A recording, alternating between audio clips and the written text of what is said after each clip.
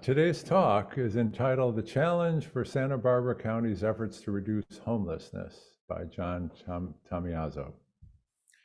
John Tamiazzo, PhD, taught for Santa Barbara City College adult education for over 20 years, offering a variety of psychology classes and love and intimacy seminars.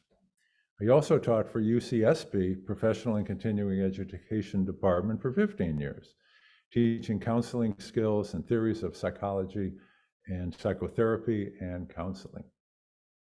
His professional background includes positions as program director for 3 community mental health and research centers in Southern California, and executive director for 2 brain injury treatment centers in the Central Coast, the Jody House Traumatic Head and Brain Injury Center in Santa Barbara, and the Brain Injury Support Group of Ventura County. John and his wife Rose moved to Sedona, Arizona in 2012 for him to be executive director for the Sedona Community Center. This organization provided over 42,000 meals a year to low-income and disabled adults. In addition, John was a columnist for the Sedona Red Rock News. John is currently the executive director with Showers of Blessing Santa Barbara that provides hot showers, fosters hygienic care, provides clothing, sleeping bag, food, and lots of love to those living on the street or in their cars. So I turn the podium over to John.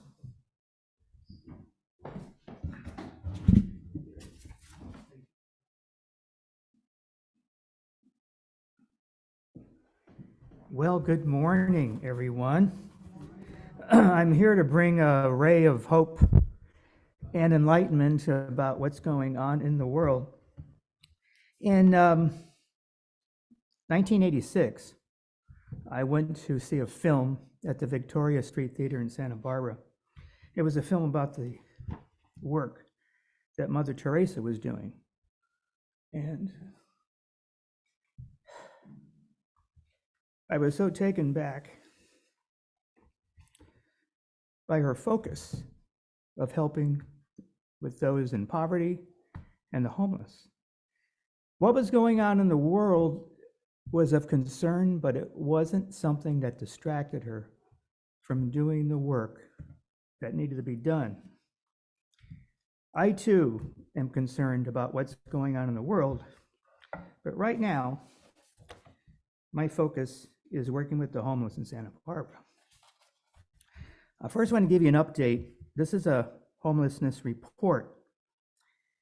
It's from Santa Barbara. This came out on the January 24th, 2023.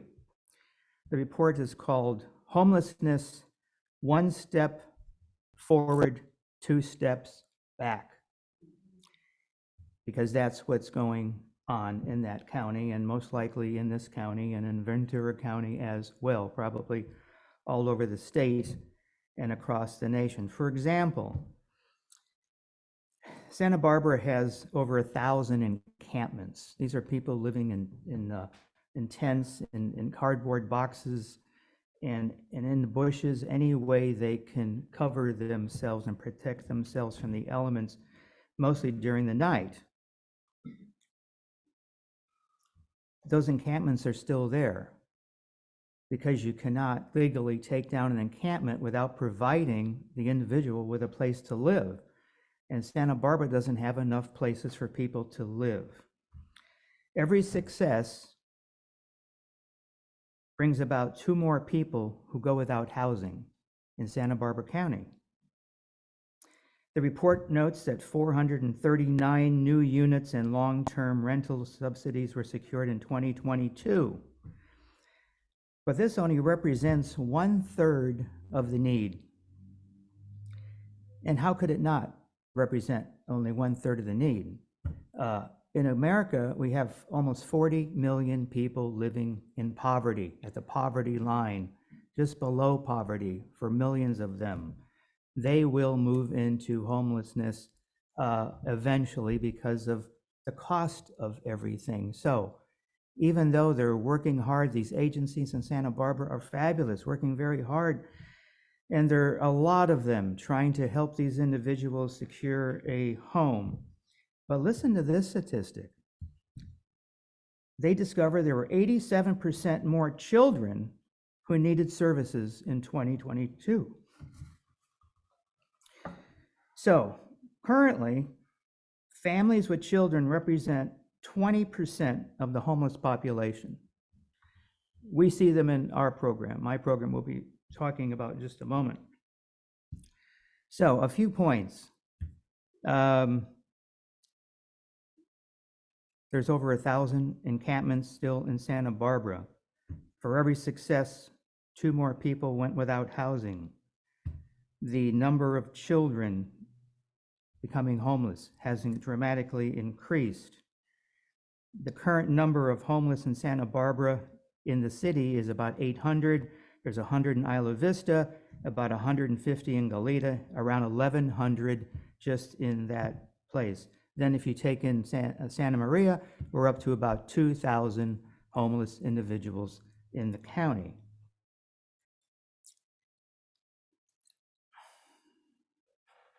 Oh, I had one more number, but we're making progress. I happened to look back, out of curiosity, what was going on in 2005? Well, in 2005 in Santa Barbara County, there were 4,000 homeless individuals. So they have cut that number in half. Okay. Just before I started with the Showers of Blessing program, well, I'm sorry, just after I started with the Showers of Blessing program, a 3-stall trailer was given to the program by the Women's Fund and the Natalie Orfila Foundation. It was a $50,000 trailer, 3 stalls, and toilet and sink, and it would allow the program to offer more showers and hygienic care because the need was so great. How this came about is there was a minister named Doug Miller, and about 8 years ago, he took a survey around Santa Barbara, and he was asking the homeless individuals he was talking to, what would be the best thing that you could be offered by this city? And most of them said, a place to live. And he thought, well, that's not going to happen. What would be the second thing that would really be of help to you? And they said, being able to shower and to bathe. So he got the money, purchased a 2-stall trailer, which we still have as our second trailer, and he started working with them. And it grew into the program. So he was the first executive director. It was passed off to a gentleman named Ken Ralph for 4 years, and then they passed the torch on to me. I've never really worked with the homeless population. I know I worked for Jody House, a brain injury center, and the brain injury center in Ventura. I had never worked with that population either. And I was very clear on these interviews. I've never worked with these individuals. And they said, well, that's okay, we want you. You've got a great background, we like you. So anyway, I'm working for the Showers of Blessing program, and when they did get this 3-stall trailer, the Women's Fund created a video, and we're going to show you that now. It's only 4.5 minutes long. And realize I was new,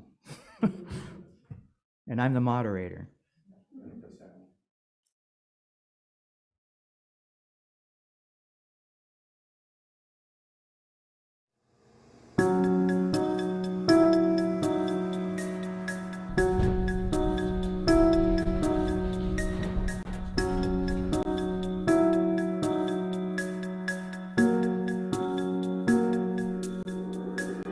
Showers of Blessing provides a welcoming environment for the homeless brothers and sisters of South Santa Barbara County. Hello, Courtney. What are you doing today? I'm gonna eat and have a shower. Okay. Please.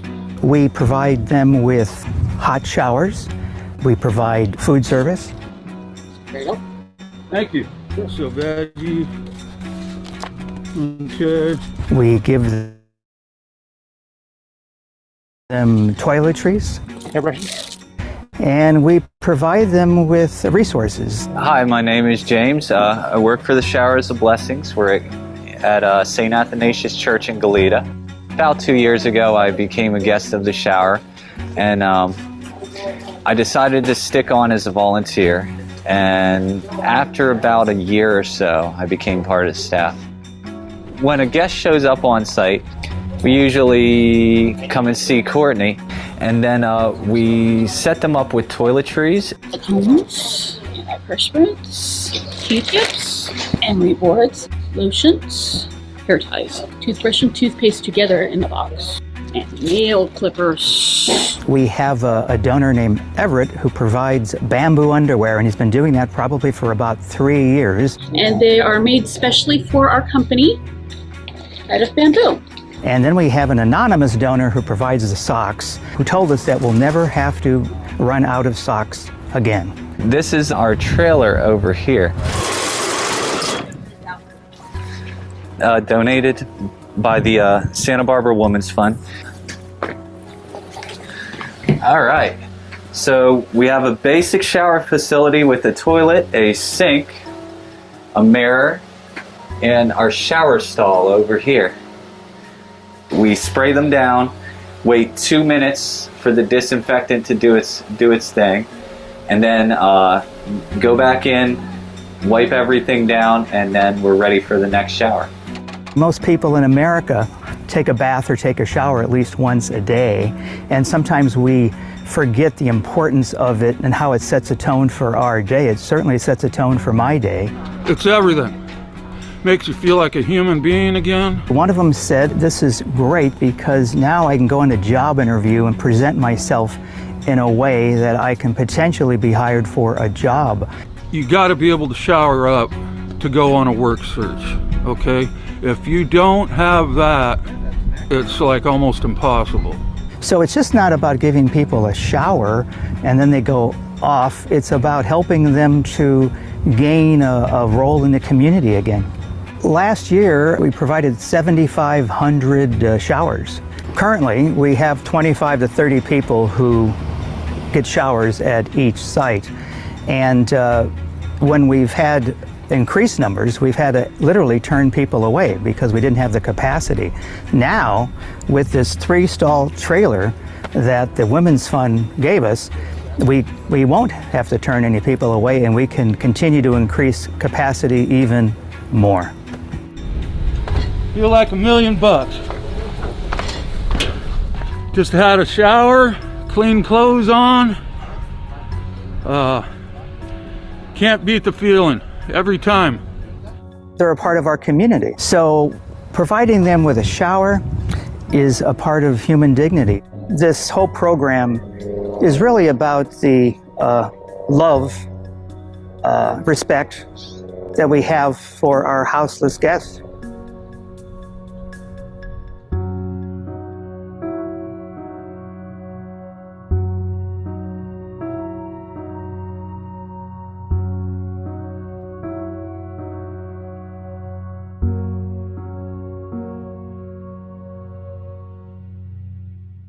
We were having a few technical difficulties with the video, but anyway, you got the message. It's not in our mission to house the homeless, but we do help with that. And let me tell you how. This program is the hub for services provided to the homeless in Santa Barbara. We draw, like on this video, you notice that this gentleman was just alone. Usually there's about 40 people, homeless people there, but Justin Gunn said he couldn't get all of them to agree to be in a video. They had to sign waivers and things, so he decided to just go with this one person to tell his story. AmeriCorps joins us, and they help with temporary and permanent housing. They're at our sites. Good Samaritan is at our sites.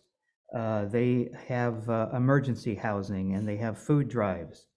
They help with medical appointments. We have Doctors Without Walls at our sites. These are physicians that are trained in street medicine. They notice things very quickly. They wrap wounds. They were responsible for vaccinating 750 of our homeless guests. We call them our guests. During the pandemic, the worst part of the pandemic with Johnson & Johnson, they decided to go with the one vaccination because trying to find them for the second might be difficult. County Health is at our sites. Nurses come and help with their medical needs. Behavioral wellness is at our sites, helping with alcohol, drugs, and mental health issues.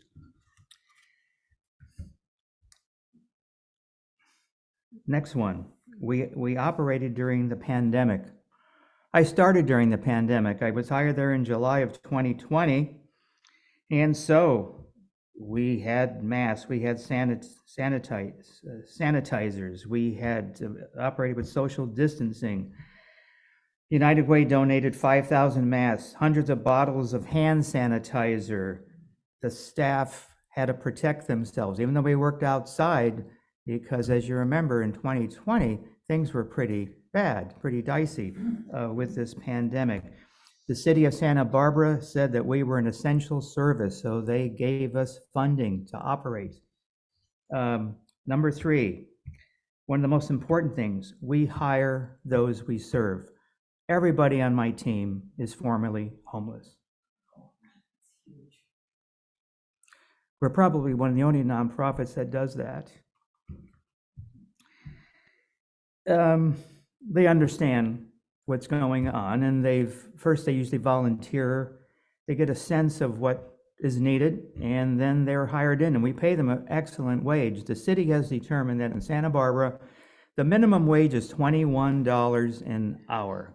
So we start them at $21 an hour, but James, who you saw in the video, he's making upwards of $23 an hour. Wade, who's the coordinator, makes $25 an hour.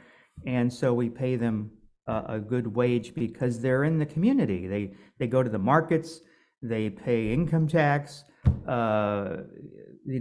are part of the community. So it's important that we hire them. I know the program in San Luis Obispo has a similar program, but they have all volunteers, and that's great. We didn't want to do that. This place wanted to have to hire the homeless and to pay them and to give them a job. Number 4, we provide hygienic care to those living on the street and in their cars. Lots of people who come to our program live in their cars. Santa Barbara has 17 safe parking programs. Lots of women with children.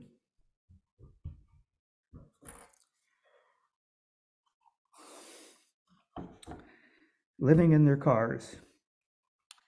50%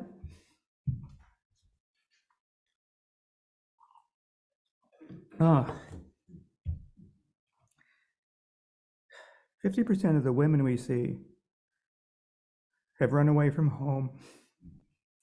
Domestic violence. So what do? They stay and get beaten up, or do they come and try to get help? So we see families. Next slide. We've got 30 volunteers, which is amazing to me, who pick up, launder, and return the towels, because we use thousands of towels. It's organized by a towel organizer, Sally Hamilton, the former board president. Number 6. Volunteers at our sites, they distribute clothing, shoes, socks, hats, sleeping bags, blankets, bottled water, underwear, and food items. So we just don't provide showers. And number 7, I just found out the number just the other day. These ladies provide 9,000 sandwiches to us a year. They make them in their homes.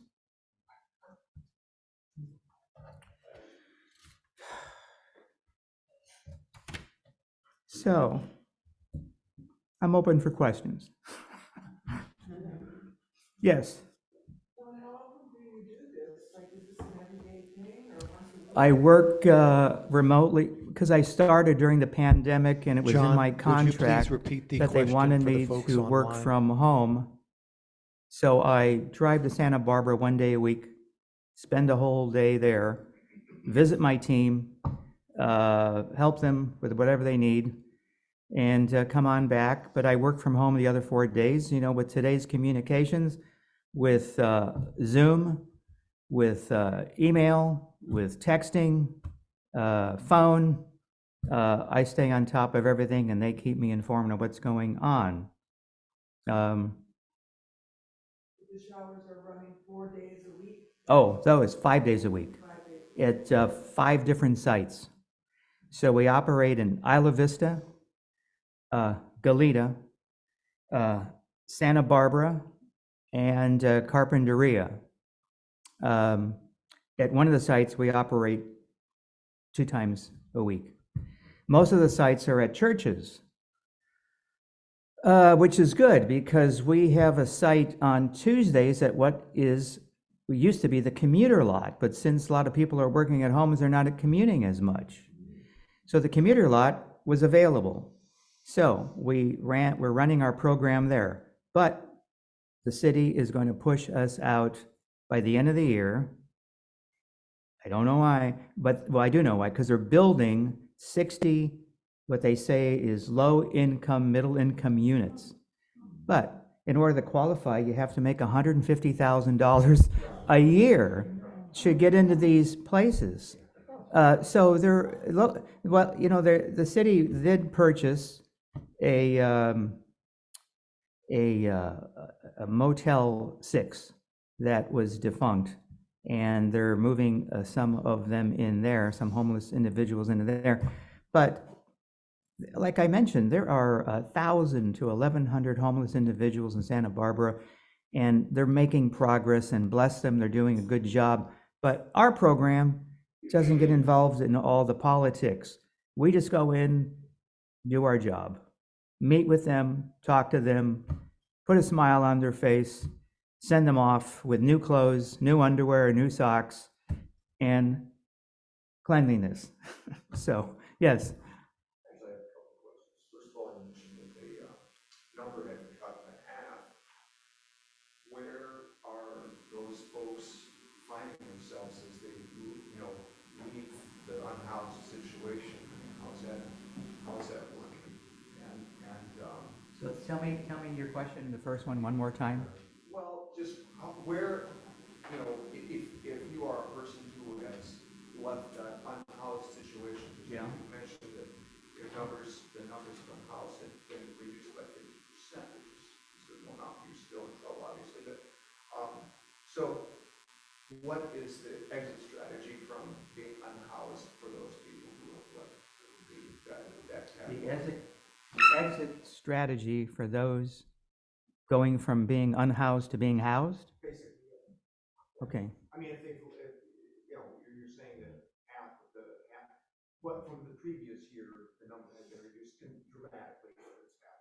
Yeah, probably a significant number left the area and went someplace else because I've learned the homeless, they travel. They go up and down the state, they go to different states.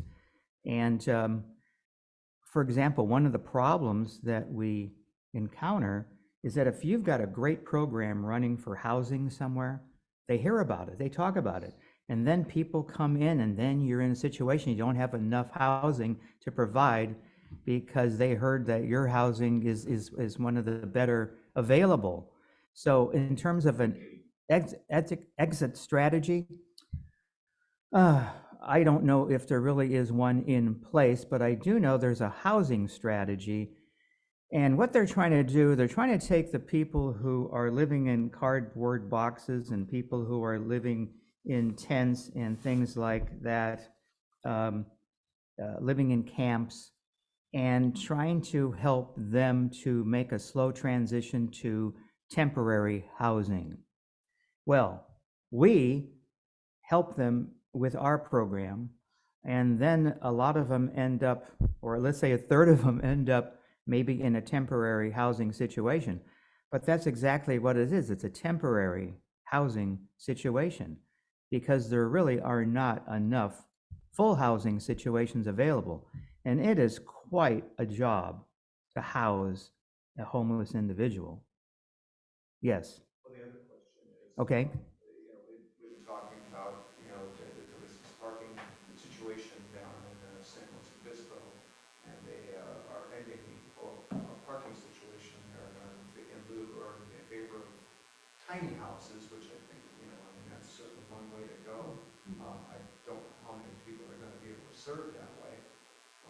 And then my final question is, can you talk about your overnight parking situation? A friend of mine up in San Jose runs an overnight parking situation for 10 different churches, and it's quite a job coordinating this. Yeah. In terms of the housing, Dignity Moves builds little houses in Santa Barbara. They have another big project going up in Goleta. But again, those are temporary. They can't live in those permanently. As a matter of fact, in Isla Vista, when I first started, they had put up 80 tiny houses, and they put 2 individuals in each house. And then they had a supervisor for each, grouping of houses. Well, that lasted 6 months. Then they took the houses down, and then they were just free. It's just that we can't really deal with with what's going on with homelessness in America, within the state. It's all kind of overwhelming. And in terms of the safe parking program, that's supervised, so they don't have to worry about being hassled or their ex-husband showing up. No, they are watched very closely. We see a lot of them in our program. A lot of the safe parking programs do have women with their children living in cars. And we have situations where people have been living in their cars with their children for 2 years. Yeah, because there isn't enough housing available to get them in, and they're on top of the list. So, and then we do have the bigger problem. We don't get into that bigger problem, though, because of the number of people living in poverty. What happens when the housing prices continue to go up? There's an organization called, it's a movement called Housing First. No matter what goes on with a person, no matter what they've done, the first thing we have to do is get them into a house. Well, that's very nice in theory, but in order for that project to work, you have to have owners of apartments who are willing to lower their rents and be subsidized also by the state, and they're not willing to get into that. So with this program I'm involved with, I like this. I don't get involved in all the stress. I'm not worried about them if they have a house or don't have a house. We have people who come who help with those things, organizations that help with those things, but we're there just to help them with their immediate need. Let somebody else ask a question. Yeah, we have time for one more question. Thank you. Okay. Wind it up. Any last words, John? Well, I feel very blessed that I work for this program. Wonderful people, bright smiles on their faces every time I see them. The board of directors is so positive and optimistic. All of our events that we have are fun, lots of music, lots of celebration. Jody Howe's Brain Injury Center wasn't quite like that, but it was a great program. This program is perfect for me at this particular time in my life. So I'm blessed that they like me and that I'm working there. Thank you very much.